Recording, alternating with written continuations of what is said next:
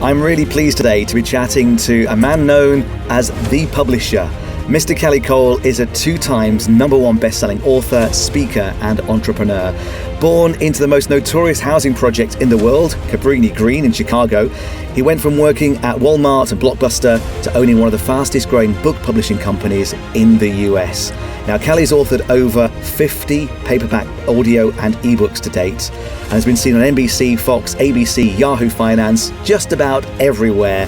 It's a real pleasure to welcome Mr. Kelly Cole. Thank you so much for having me. Could I start by taking you back to maybe before you started your publishing company? So you could just tell me about your life before moving into like the online space.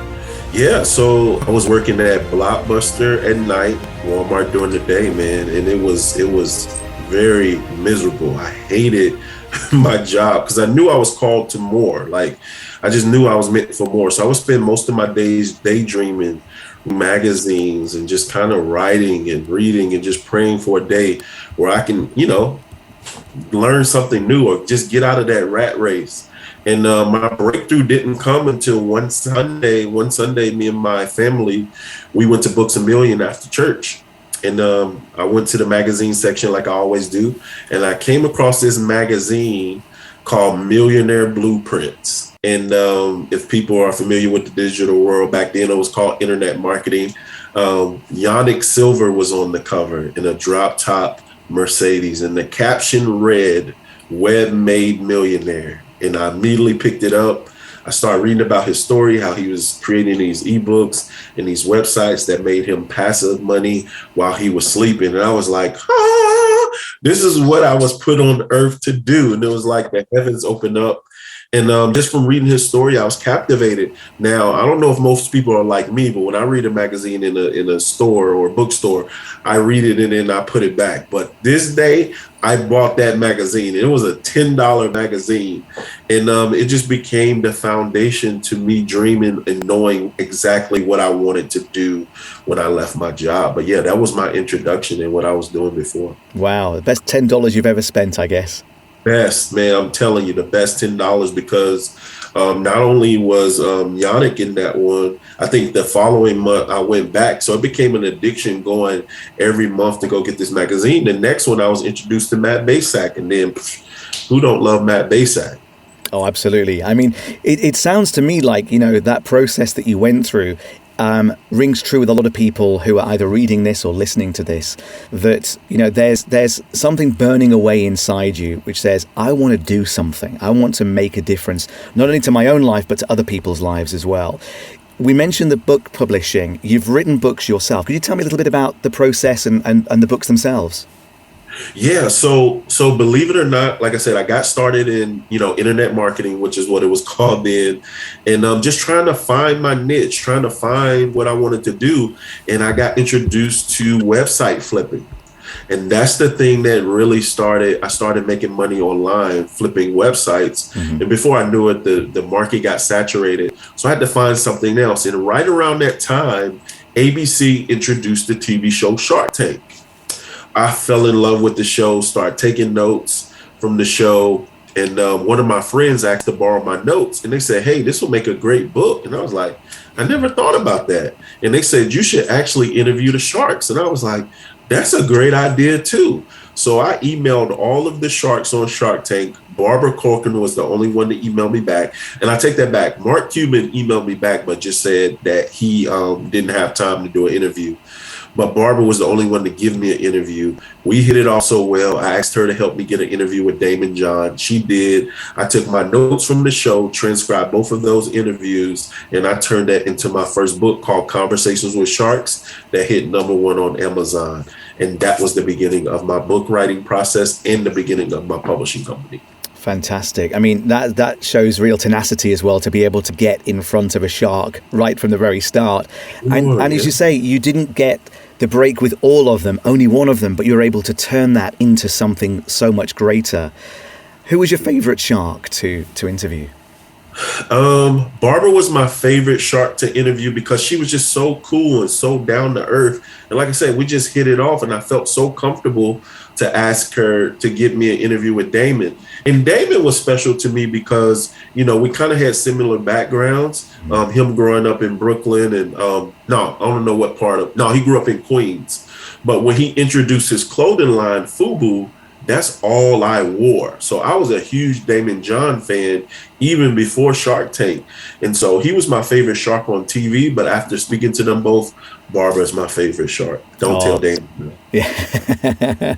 Barbara's close to your heart, I can tell.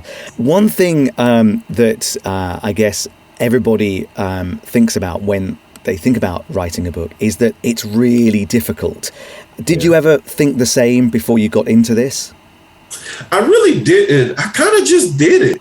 And in my, me just doing it, I was able to help a lot of other people overcome that barrier of thinking that it's something hard to do. And it's really not. I've created a simple formula on how people can write a book in literally a weekend. You want me to share it? Yeah, that'd be great. Okay, cool. So it starts with, I call this the grocery store method. Okay. It starts with, if you're a smart grocery store shopper, you create a list before you actually go to the store, correct? Mm-hmm. So you don't overspend and you know what you're going to the store to buy, okay? So it starts with a list. Just make a list of the things that you want to cover in your book. That's all you need to do first, okay? So we'll call that Friday. Friday, you make your list, okay? Then on Saturday, you're going to go to the grocery store. Okay, you're going to begin to get the things that's on your list. But here's what I want you to do. I want you to write 5 questions under each thing that's on the list. 5 questions that someone would have about that thing that's on the list. That's all I need you to do. Okay. All right. You go to the store. That's Saturday morning. So Saturday evening, I want you to call up a friend and say, hey, I want you to come over. All right. I want you to come to dinner. I have something prepared.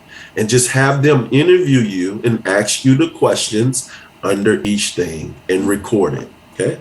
That's Saturday. Once that's done, you've completed your meal. Sunday morning, I want you to upload it to a site called rev.com, rev.com. And what Rev is going to do, they're going to transcribe that interview for about $1 per minute and then 4 to 48 hours. Congratulations, you just wrote your book.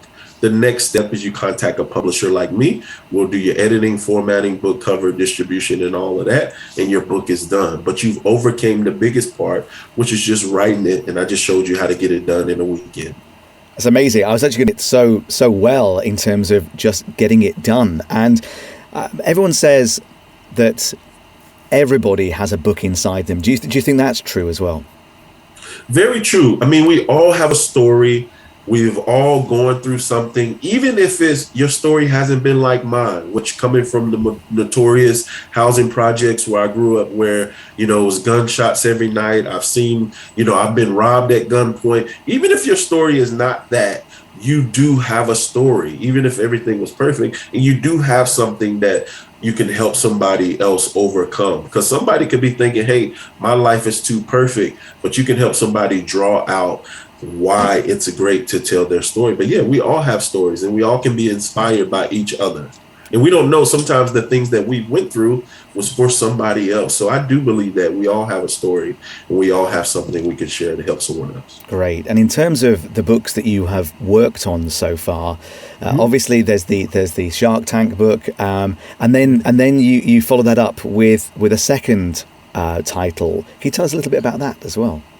Yeah, so my second book was called Solomon Wealth Formula. Okay, so I was reading the Bible, and because I used to teach Sunday school, I was reading the Bible, and I wanted to challenge my Sunday school class to take a new action. Okay, and I started reading about Solomon in the Bible, and I've always heard about Solomon being the wisest king who ever lived, and people would come and pick his brain, right? But they wouldn't come empty-handed. They would come and bring him gifts. And it hit me. It said, man, this sounds like consulting to me if you brought it up in today's time. So Solomon was a consultant, okay? So I was like, hey, you can become a consultant based on your expertise and knowledge. But then I kept reading, and I discovered not only was Solomon a consultant, he created passive income streams. And how he did that, he had 12 officers, right? That he commanded that their job was to bring back the resources to take care of the kingdom in that month. Mm-hmm. What is that? That's passive income. That's income that he didn't have to work for. So I put that information together in a book called Solomon Wealth Formula, How to Activate the Wealth of Solomon in Your Life. And I talked the principle of how actually a book can turn into 12 different passive income streams and more. So yeah, that was my second book. It was called Solomon Wealth Formula. Great. And in terms of the publishing process, obviously you write the book and then you kind of get it formatted, as you say, and you get the artwork done for the book. And that's what your company now does for other people. Is that right?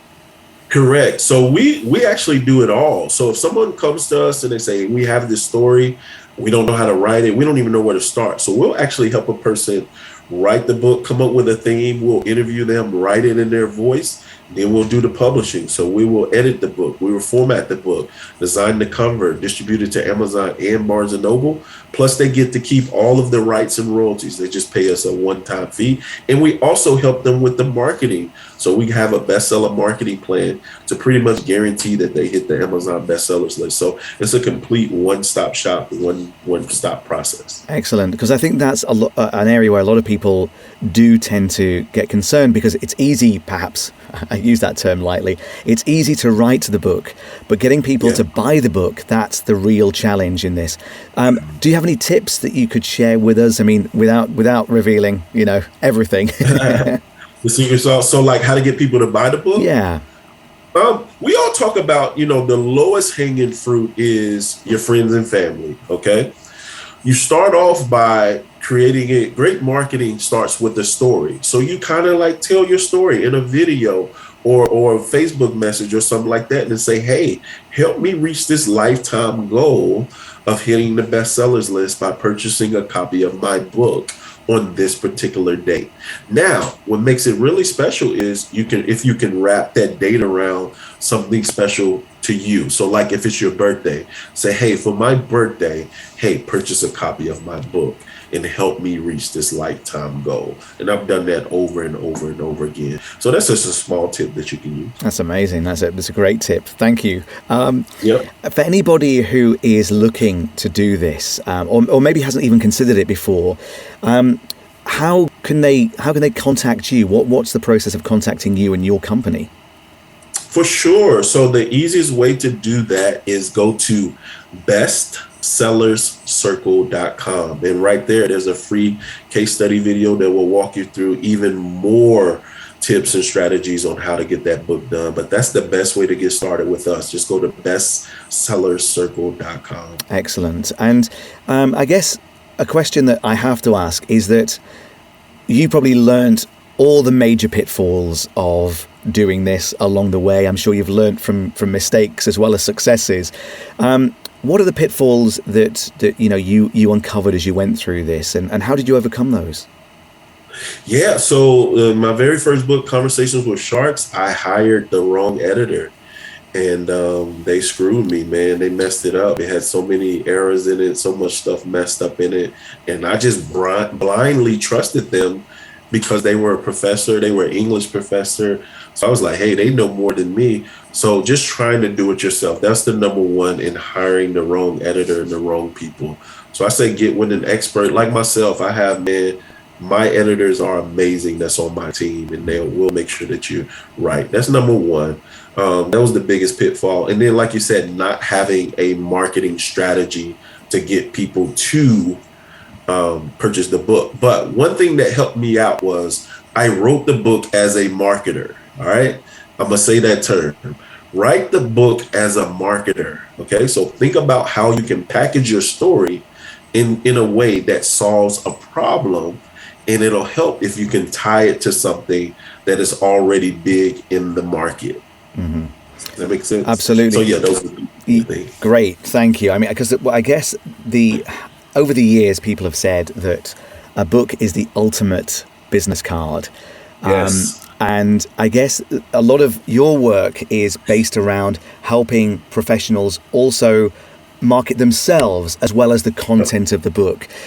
So what kind of people do you tend to work with, Kelly?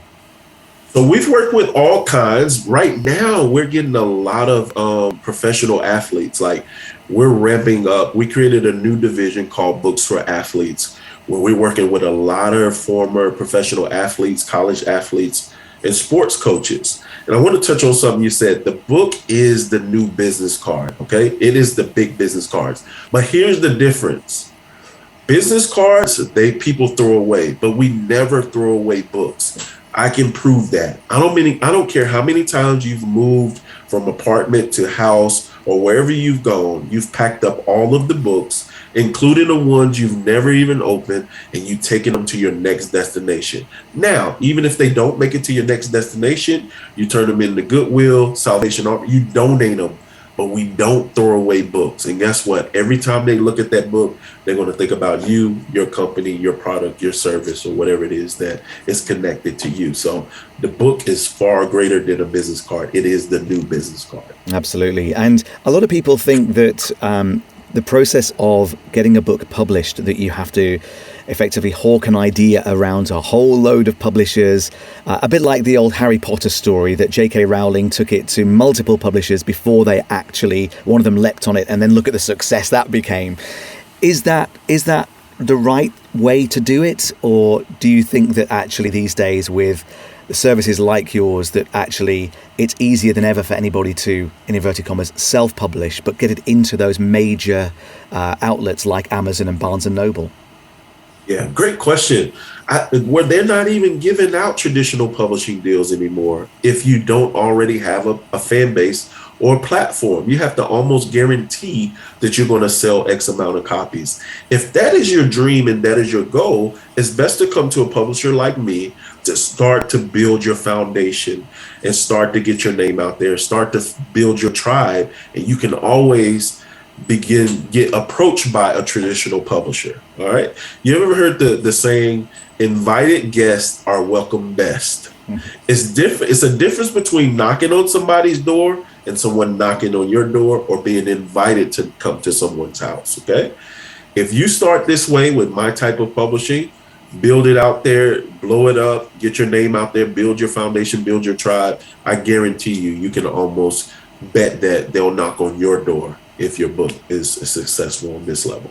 Why is it important for somebody to be a best-selling author?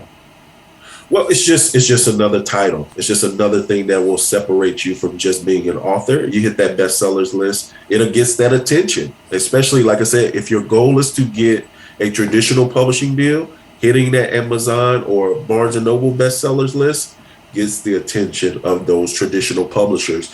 Why? Because you're beating some of their people out on that list. They're watching that list. So if you can position yourself above them or around them, you'll get the attention of those traditional publishers. And also, it helps you turn the book into other income streams, like speaking engagements and things like that. Yeah, that's a key area that a lot of people tend to overlook, isn't it? So absolutely. Yeah. In terms of your own books, Kelly, obviously, you've had number one best-selling books on the various charts and so on. Could you ever put a number on how many books in total you think you've sold, combining your titles and all the other books that you've worked on, perhaps? No, and here's why. I don't even care about how many books I sell. Yeah, good answer. Because to me, I don't care about book sales. It's a business card. So I'll give away more books than I probably sell. And the money that I get, the royalties that I get, guess what I do? I put that back into the marketing. Because to me, it's just a marketing tool. It's just a brochure. It's a business card. So we don't count how many business cards we give away. Yeah, we don't. So I look at a book as a business card. I never look at the sales. Now, when it launches and we go after the bestsellers list and things like that, I don't do that. It's a book that I'm writing now. I'm not going to tell you the title, but it's going to be releasing soon. But yeah, once it launches, I'm never going to look at the sales again, because for me, it's not about that. It's about turning the book into speaking engagements. It's about using that book to get more clients, and that's what I focus on. Sure. And my next question is going to be, Come on, tell us the title of that new book. Okay. All right, I'll tell you the title. Yay. It's called From Walmart Associate to Christ Made Millionaire. Wow. So this is maybe your biography, I guess. Yeah, this is how I went from working at Walmart to becoming a millionaire. Fantastic. I mean, it sounds in many ways that you struck gold by picking up a copy of a magazine. Magazines are still useful, but books for you have become even more useful, I guess. Yeah, definitely. Yeah. In terms of your future, obviously you've got the new book coming. Do you look further beyond that, or is it just now your full focus is on the next book that you're writing? No, so for my future, my goal is to help more people tell their stories, Okay. Specifically those former professional athletes and college athletes and sports coaches. Because if you think about it, a lot of them don't know how to transition from being in the limelight to, hey, what am I going to do now? You can use your story now. Let's get the book. Then let's line you up some speaking engagements. Let's create your coaching program and or your course. And here's a whole nother career that you can transition from where you were to where you want to go and continue to take care of your family and still get that limelight. Yeah, sure. And I was going to say, has coronavirus impacted your business? But I guess actually it may have improved the business because everyone's at home. They can write their book. They can get on with it.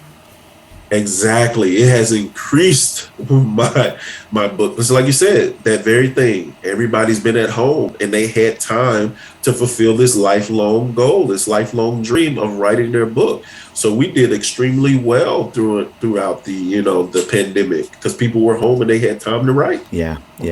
In terms of challenges along the way that you've faced, was this one of your first business ventures that you struck gold with, or were there kind of other things that kind of have come and gone along the way? Yeah, man, I've done a bunch of different things, but I'll say this. I've never, and I'm proud of this statement. I've never created a website or product online, a digital product that I didn't at least sell one. So I'm proud to say that. I've always at least sold one. Now, did I sell more than one on all of them? No, not by chance. But I've always at least sold one. But I tried it all, man. I tried, the ebook thing. I tried the audio courses. I've tried, a little bit of everything. The first thing, like I said, that really started to take off was website flipping. Mm-hmm. Like once I started building and flipping websites, I haven't looked back since that point. But, we all get those we call it shiny ball syndrome. Okay, someone else introduced you into something new. Oh, they're making money with what was it called back in the day? Squidoo pages. Do you remember Squidoo? I do remember Squidoo pages. Yeah.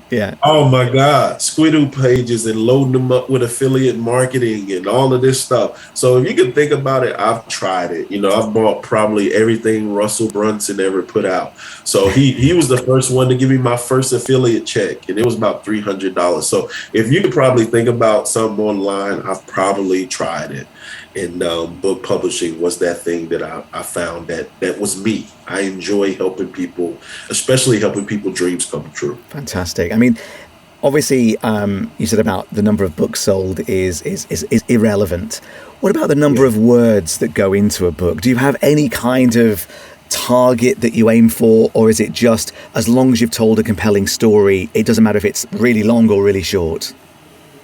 No. So I always recommend don't pay attention to the words. Let's just try to get it to at least 100, 150 pages. Mm-hmm. Once you start getting over 100, 150 pages, nobody's going to read it anyway, especially depending on your target audience. Now, if you're writing a novel, that's a little bit different. Novel readers, they're going to read it 200, 300 pages. But if you're writing as a marketer and you have a distinct message and a book that is going to fill in a gap and serve a need and solve a problem that your reader has, you need to keep it to 100 to 150 pages. And that's going to be about, I'll say about 20,000 words, if that. Okay.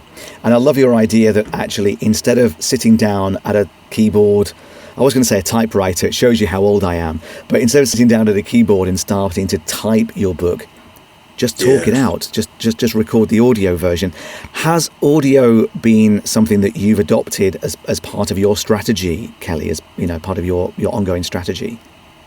For sure. That's the only way. Because remember, the first one started out as, 2 interviews that I had transcribed. So I was like, man, this is sweet. So I don't write a book without doing the audio. So like I create the outline and then I record it, man. I record it. It shortcuts the process because you can get it done literally in a weekend if you just sit down. Like I have a book that, like I said, the books that I just released now is just for, I write them as a marketer. So I just did a book that I'm getting ready to give away to some VIP clients of mine, but it's how to turn your book into a 6-figure money machine. I literally sat down on a Saturday, locked myself in a room, and I recorded it in a day. Wow.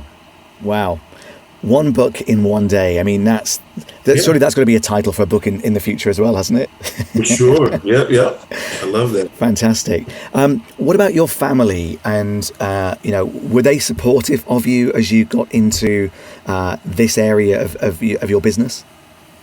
Yeah, they were. And I was actually, man, the first author in my family. Like nobody had ever, written a book. So they were all amazed. They were all shocked and very supportive that I actually, wrote a book and actually did it. Because I didn't tell anybody. I didn't say, I'm writing this book. I just said, bam, it's done. Here it is. And people bought it and the family supported it. And then when the speaking engagements start coming, the clients start coming, of course, they were even more supportive then and very proud of me. So, yeah.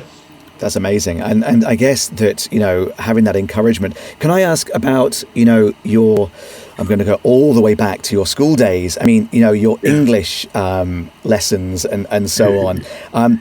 Were you always top of the class in English? Was that something that is important, or is that not important at all? Not important at all, because guess what? I can hire somebody who was top of the class in English to edit my book and make me sound better than I am. Believe it or not, man, I'm dyslexic, so I see things backward. I was backwards. I was never great in English. I was never great at reading. And here I am. I own this successful book publishing company for over 15 years. Didn't finish college, but guess what? Everybody on my team finished college and they have either a bachelor's or a master's or even a doctorate degree. And here I am, a high school graduate. But all of the people that work with me on my team, they're the smart ones. Yeah. So I guess the moral of that story is, don't let your background get in the way of success. Don't let it get in the way of publishing your very first book. At all. And do you find that once you publish the first book, you'd been bitten by the bug? It was going to be, there's going to be another and maybe another and another after that. It always happens that way. Yeah. A lot of my clients, they're not even finished with the first one. They're already talking about the second one. And I'll be like, hey, let's finish the first one first. First things first. But yeah, it's it's electric, man. It's contagious. Once you write one and you overcome, it's like overcoming that barrier. It's like that. I have to turn it off. And I have a friend of mine that say, yo, just stop writing books. But once you figure it out and you figure out the formula, like I said, you can do it rather quickly. Man, it's hard to turn it off. Yeah. I mean, the fact that you can do a book in a day, obviously that's something for everybody to aim for. For anybody that's just starting out now, what kind of time frame? I mean, you gave us the overview earlier, but what kind of time frame would we be looking at if I was to start on, let's say, the first of the month? By the end of the month, could I have a finished book in my hand? Yes, you could. Definitely. Wow. Definitely. You definitely could, especially with using the process that I gave you as far as writing it. Yeah, you can definitely get a book done in 30 days. I'm sure in some people's minds there's maybe just a slight element of disbelief that you can actually do a book within the space of a month. What would you say to them to get them to take that leap of faith? I would say they're overthinking it. Like, don't overthink this thing. And the part of that makes them overthink it is fear. It's just fear of judgment. It's fear of what people are going to have to say about you doing something. And I live by this quote that says, you don't have to get it right. You just got to get it going. Once you get it going, you can always improve upon it. My first book, I told you that editor screwed me. I put it up online and the people, they ripped me to shreds in the reviews. But guess what? it stayed number one. People kept buying it. And guess what I did? All I did was have it re-edited and uploaded a revised edition. And guess what? I'm still alive. Nothing happened. I didn't die. You get what I'm saying? Yeah. Things can happen. You're going to get people saying awful, maybe, mean things about you, but it won't kill you. And you can always improve upon it. Once you get it done, you can always improve upon it. So get out of your own way. I say that's in their head, and just do it. Just try it. Absolutely. I think my mantra has always been, don't get it perfect, get it done. Yeah. You can always go back and perfect it later. It's a bit like Windows. When the latest version of Windows gets released, it's never perfect from the moment they release it. There's always those little updates you have to download and install, those little patches that you have to do. So, you could do the same in your book publishing business as well. Kelly, it's a fascinating story. Thank you so much for your time. Just to remind us again, for anybody that's interested in writing their own book or finding out more about you and the process, where do we need to go to do that?